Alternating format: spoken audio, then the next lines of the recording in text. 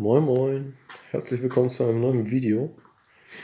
Heute werden wir bei diesem Nissan S14 einen Ölwechsel durchführen mit einem Ölfilter zusammen. Ja, wollen wir nicht lange drum schnacken, fangen wir erstmal damit an. Als allererstes müssen wir natürlich wissen, okay, was für ein Öl brauchen wir. Und das können wir dann alles ganz gut in der Betriebsanleitung nachschlagen.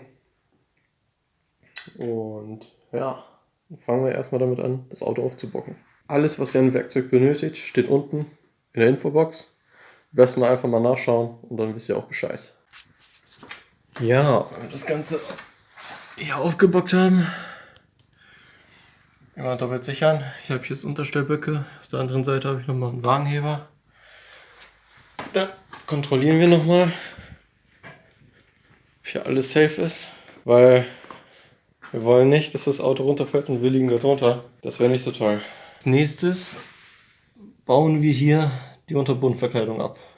Bei mir habe ich für die Unterbodenverkleidung 10er Nuss und 20er Torx gebraucht. Ich ziehe hier einmal den Kontrollpin mal ein bisschen raus, damit da Luft reinkommen kann. Und öffne auch den Deckel, damit auch da Luft reinkommen kann.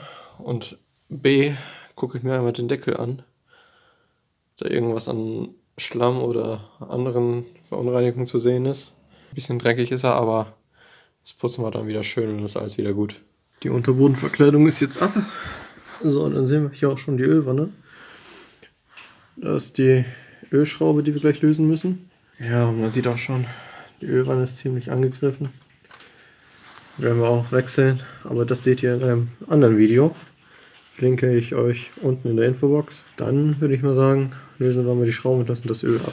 Dann schnappen wir uns einen Behälter, wo wir das Öl gleich auffangen können. Und für diese Schraube eine 14er Nuss. Dann lösen wir die mal. Geht ja ganz einfach. Ja, dann können wir den Rest hier mit der Hand abdrehen.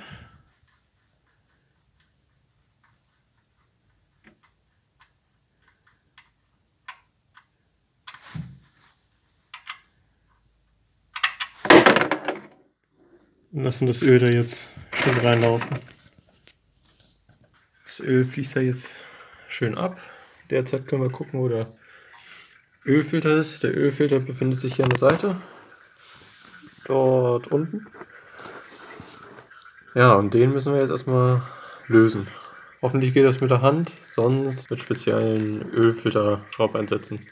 So, wenn das da alles schön rausgelaufen ist, putzen wir das da jetzt grob sauber und bauen dann den neuen Ölfilter ein. So, den neuen Ölfilter habe ich da jetzt schon drin. Ich mache hier das da alles noch mit ein bisschen Bremsenreiniger sauber. Und dann können wir auch schon die neue Schraube reinmachen und neues Öl einfüllen. Ja, wenn das ganze Öl abgetropft ist, dann habe ich hier eine neue Ablassschraube mit einem neuen Kupferring, mit einer neuen Kupferdichtung.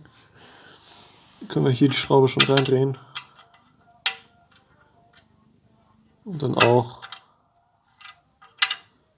25 Newtonmeter festziehen. Als nächstes können wir dann das Öl auffüllen. Wie viel ihr braucht, könnt ihr dann in der Bedienungsanleitung nachschlagen.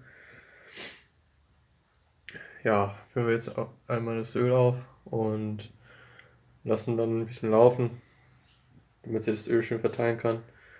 Und dann ja, gucken wir nochmal nach, ob der Füllstand passt. Ja, wenn ihr den Ölstand prüfen wollt, Auto auf den Boden wieder lassen, also abbocken, einmal vorne durchfedern. Dann kann man gucken, wie viel Öl jetzt drin ist. Da habe ich den Stab nochmal rausgezogen. Ja, kann man so ein bisschen sehen. Ist kurz vor dem Höchststand. Also Ölstand passt. Das war es auch schon mit dem Video. Wenn es euch gefallen hat, gebt ein Like.